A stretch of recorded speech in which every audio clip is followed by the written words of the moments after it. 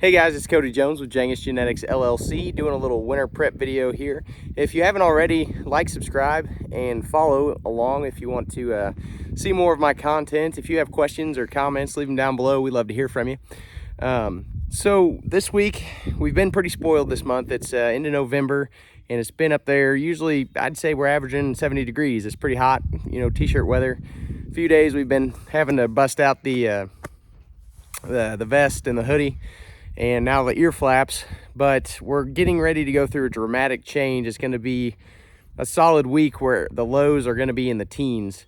And so we've been preparing for winter all summer basically, but now it's in that final, it's actually happening. Here we go, get ready. And so this is the push for that. And here's some things I think are important to go over. Every year I get a little bit better at this, mainly because I screw something up and find out where my flaws are in the wintertime and try to add that to my list. And actually having a list is probably something I should put on my list. So this here is a pump house. Many of you may have them. Hopefully they're insulated. And usually when we start to see below 32, 28 degrees for multiple nights is what I've heard. You got to get a heater, heat lamps, get those things going. Water is one of the biggest, hardest challenges for a farm in the winter time. So the pump house, making sure you've got your pumps insulated, that they're not going to go down on you, is good to go. That's essential. Speaking of pumps, outside pumps, last night I realized it was 6:30 and it was dark. And if you're a Joel Salatin fan, you know that he doesn't have lights on his tractors is what he says. But I have a different scenario and I have lots of lights. Recently got a new headlight with the wave function. That's really cool.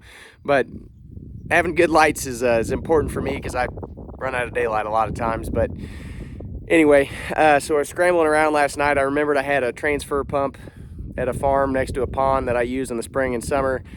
And so I went over there and drained it, made sure we flip that over, and then I will grab it and bring it into the barn and do whatever I need to do to winterize it. But just making sure it didn't bust. Also, your pressure washers, anything like that, try to get those inside.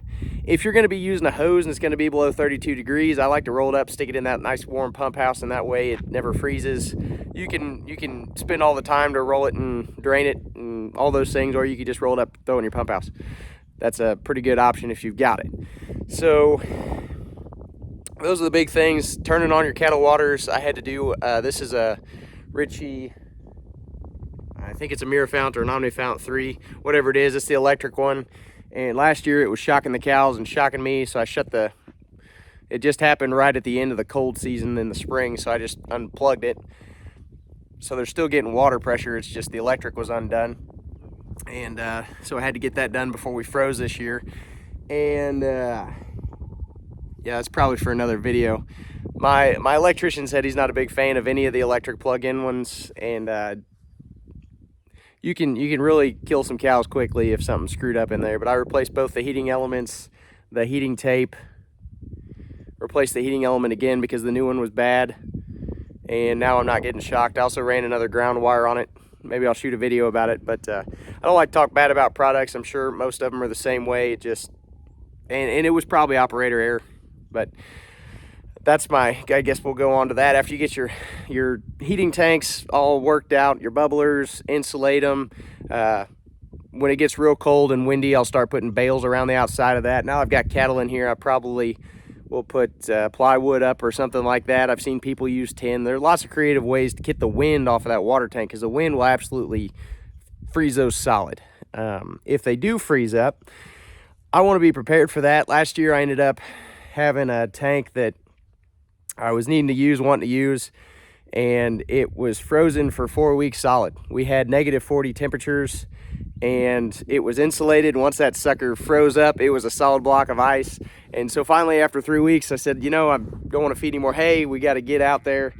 I ended up buying a generator and a jet heater, and those are 2 more things to maintain.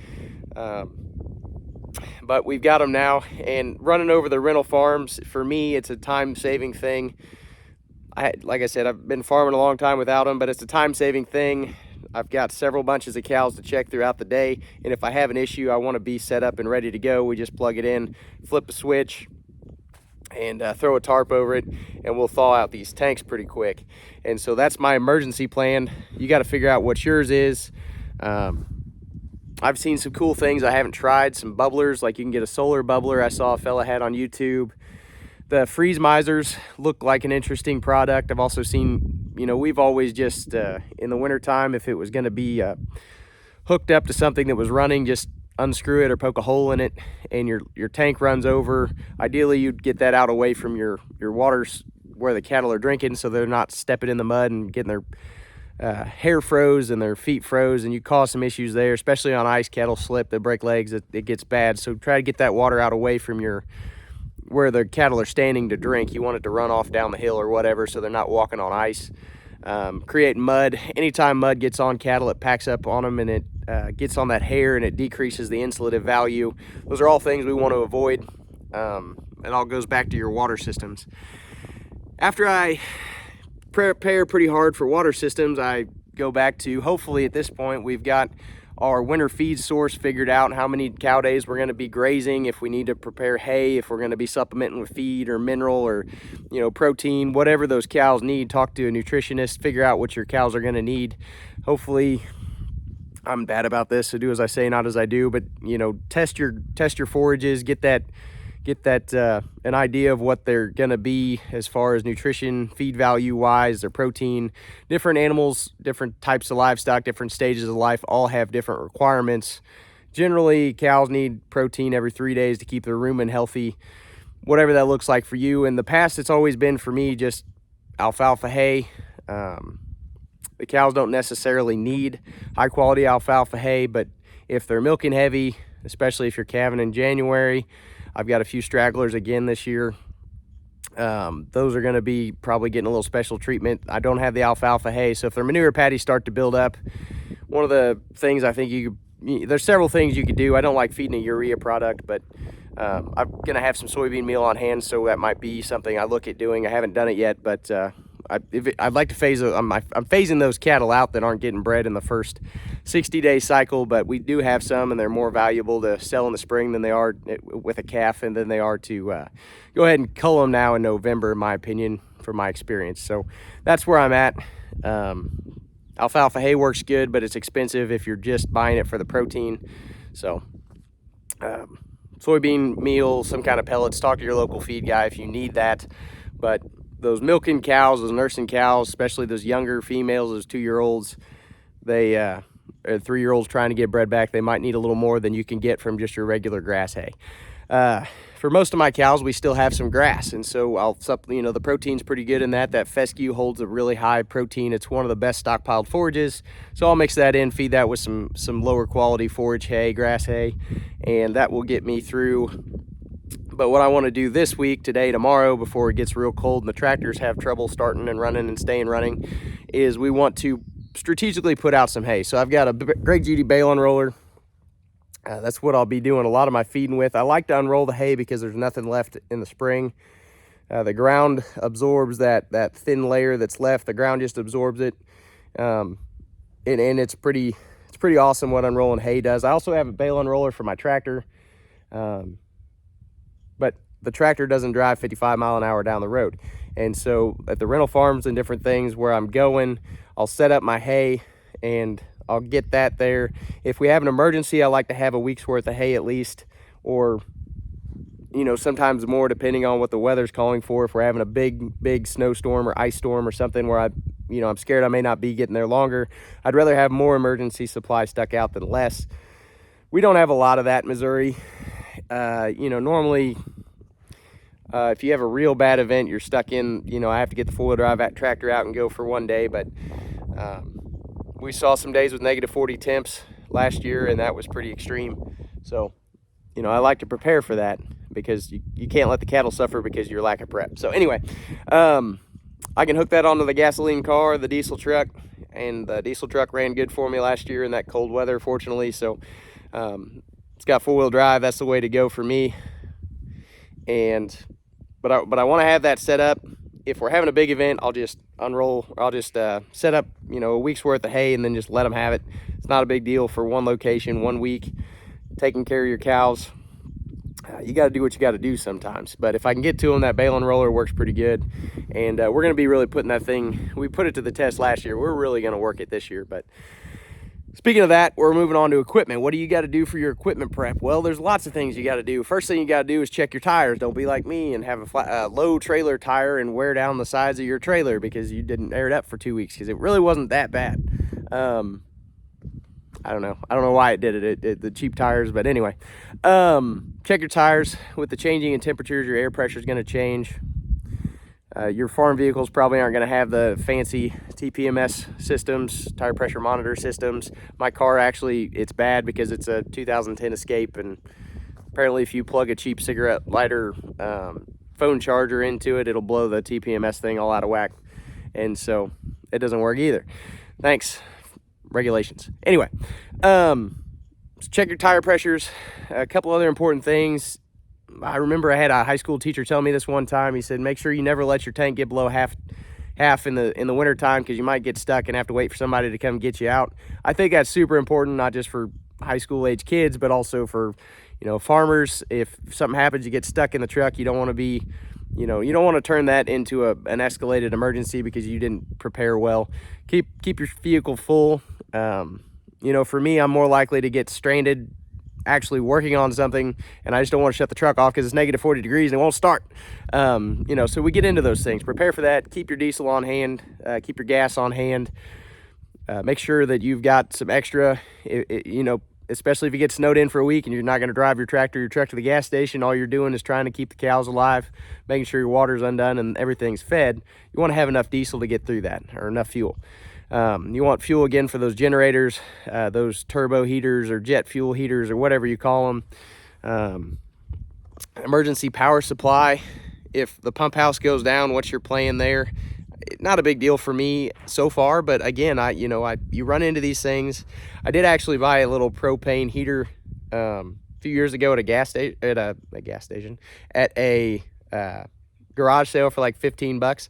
And I can put that in that pump house and it'll keep it warm enough that we won't have any issues. But I also have 4 more pump houses to manage besides this one. So hopefully we don't get power out in both places at once, because we'll be running around with the jet heater, I guess.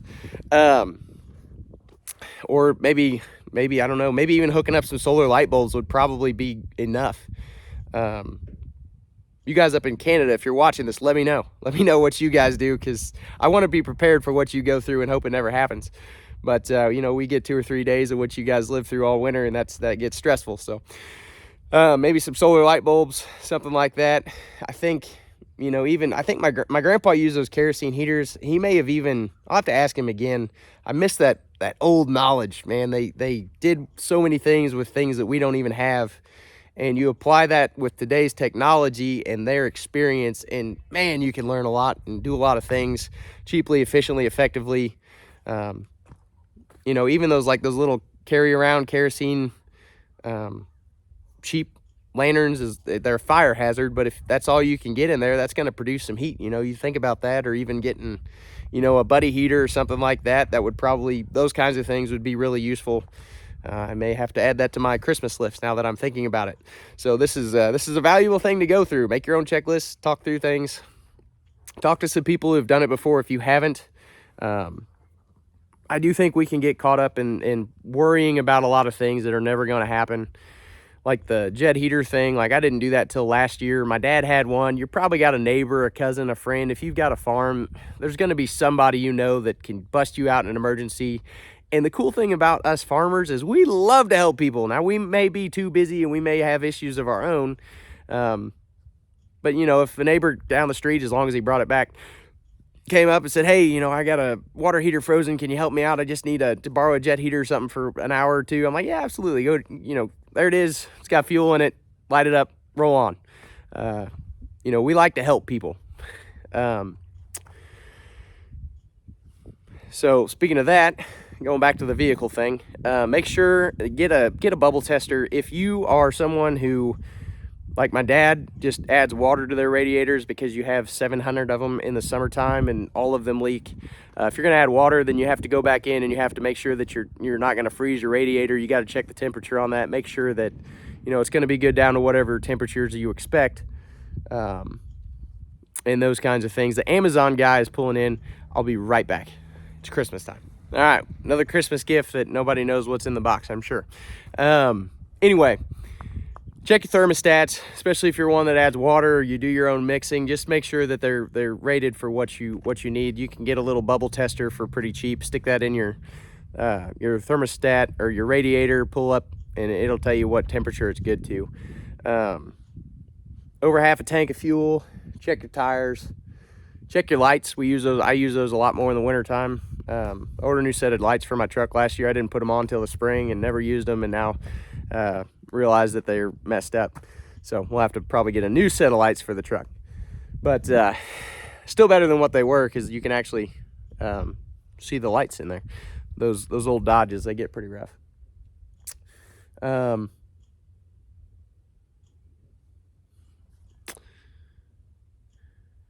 Oh, fuel filters. That's another really important one. That's one of the things that you don't want to find out when it's negative degrees outside, that your truck is gelling up just because you didn't replace a $15 fuel filter. I Googled it. It says every 10 to 15,000 miles. I replaced mine 5,000 miles ago. I bought another one to stick in the glove box just in case. It's not one of those things you want to have go bad. If you're filling up with, out of the regular filling station like I do with my truck, it's not as big a deal. If you are filling out of gas cans, 5-gallon gas cans like I do for my tractor, your condensation is going to get a lot more. Make sure you're draining that water. And for the tractor, I'll probably do mine every 2 years until I learn that I need to do it every 1 year. But it's on my list. I probably ought to get another one, just because if you're going to run your tractor in cold weather, why not? It's $15. What's it going to cost you to have an emergency where you can't put out hay because you didn't replace a $15 fuel filter? Yeah, at least keep one on hand is kind of my thinking. That way, if it does have an issue, then you can just swap them out, especially if you only have one tractor and one cab tractors. Very nice. So fuel filters, other things. I like to add fuel additive into my diesels. I'm not sure it helps. A lot of your over the road highway type of diesel has some kind of additive in it when it gets real cold that's rated down to whatever. I just throw in some of that white bottle of PowerServe diesel. Keep some diesel 911 on hand, I guess, if you're not getting your new fuel filter. You could pour that in there. I hear it works pretty good. I've never done it, but yeah, I just like to have my diesel treated in the winter time. There's also, I don't know if it makes a difference, but they say it helps to clean out your injectors and makes it more efficient and all this other stuff. Who knows? But for what it costs and what it costs you to have somebody come pick you up when you're in a hurry to go check your animals and make sure you've got all your waters done and everything, and it's just too cheap to not put in some additive. That's the big things I think I've got on vehicles. Make sure your lights are good, service them, keep up to date on your service. I know maybe you guys up in colder weather will change out your oil types in the winter time. I've never worried about it. It says I should do that if I'm going to be running in negative 40 degrees, but we plug our trucks in. I'm sure it's probably prudent to check your block heaters, but I haven't had an issue. If I do, I'll check it after I get it fixed, but could be another issue. Yeah. Get a truck or vehicle emergency or preparedness kit. Maybe I'll do another video about that. But tire chains, I recently made sure I got some tire chains because I got a 2-wheel drive car that I pull that bale unroller with quite a bit, at least to the other farm. And most of the time I'll unroll hay with it, especially this winter. Maybe more the truck if we're wetter this winter. But having some tire chains, if you get ice on the roads, or you got to be able to get to your cow. So having tire chains makes a lot of sense to me. Make sure that, check your local laws and regulations and all those things. I'm not a lawyer. But if you got to get to your cows, you got to get to your cows kind of thing. Having a regular chain, if you get stuck, you can pull somebody else out. Somebody else can pull you out. Again, we're farmers. We're country folks. We're friendly neighbors. We want to help each other out. But also, I guess I'll say, don't get yourself into a liability issue pulling somebody out and they back into your bale spear, or, let them hook it up. Just be aware that you could get yourself in trouble by helping people out, and maybe explain to them the risks before you help them out. That's a sad world we live in. But I remember one time my dad was pulling a guy out, and we had a bale spear on the back of the tractor, and the guy just floored it and ran right into our bale spear.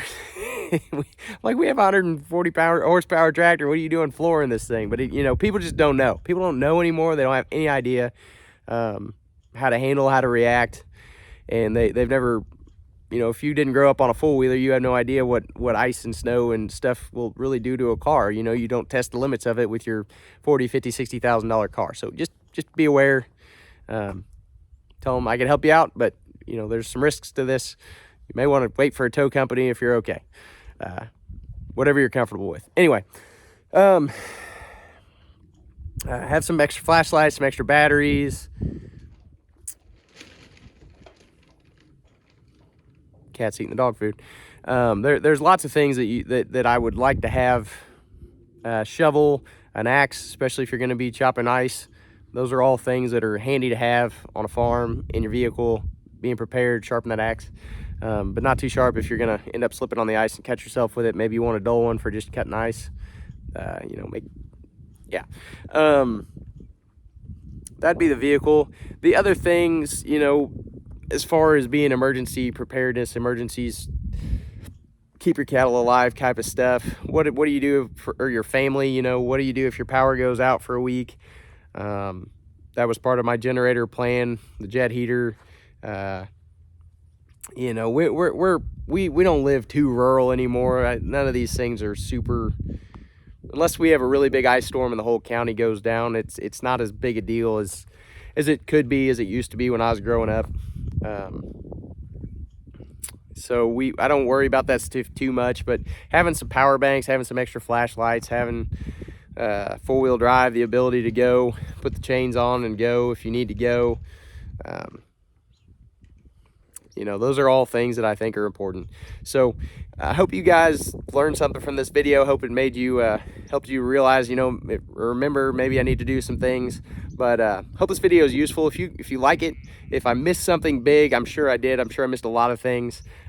Like, subscribe, leave that comment down below. Let me know what I should add. Let me know what you would add. You guys that live in much colder climates than me, feel free to add in. We get, you know, we get 1 or 2 days of -40 every 5 years. We do see some single digits, usually yearly. But that's, you know, that's -40 wind chill. It's not -40. So that's what I got. Appreciate you guys. Like, subscribe, follow for more. Thanks. So I knew I was forgetting a big one, livestock shelters. So I like to have some shelter for my livestock.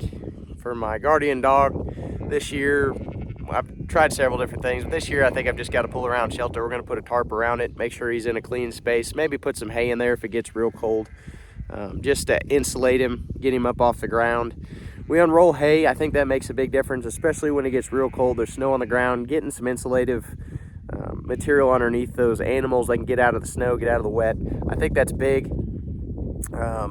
Wind breaks are pretty important. Even if you're just sitting out, like when it gets real cold, we'll put out a bunch of bales and the livestock can huddle up against them, get the wind off of them. That seems to be a big thing. As long as they're in good condition, get their bellies full, get them up out of the snow, get the wind off of them, and they can handle a lot. If you've got trees for cover, that makes a big difference. And you know, make sure that I guess we could have them all under barn, but that's just really not what we're trying to do out here in the regenerative side, and we can't afford to put them all under barn. And the health risks, I think, are pretty big for what I'm doing. I remember used to lamb in the barn in the middle of January, and we kid in the barn in the middle of January when I still had goats, and we got rid of the goats because we couldn't keep the kids alive in the middle of January because we were lambing in an old horse barn. So you know, I like to lamb in season with, or have our babies in season with nature when it's warm outside, the way it's supposed to be. You know, fits the nutrition cycle better and those kinds of things. So we're not trying to worry about that. But if you are having babies right now, you got to take special attention, especially in extreme temperatures. Maybe even put them inside. You know, we've had calves in the bathtub before. Don't like doing it. That's why I try not to, you know, I try to calve in, you know, May and September. But if you have an accident or something, you got to take care of those animals. You got to spend a little bit more money, sacrifice some more hay, do whatever it takes to keep them alive and take care of them. you know, those are kind of my thoughts on livestock shelter. I think that's very important. Make sure they've got a windbreak, they can get in the woods, or they got some bales to push up against, or, you know, whatever is appropriate for you, whatever you are comfortable with, and whatever keeps the livestock comfortable. But do think about that, and just realize that if an animal's out there, I know people out in Minnesota say you don't need any cover. But if it's cheap and it's easy and you can provide some cover, at least a windbreak, then you're saving money, because they're not sucking that energy out of their body and their fat reserves, and to survive some wind that you could have put out some bales of hay to block the wind off of them. So do what works for you, but think about that, and hope that helps. Thanks.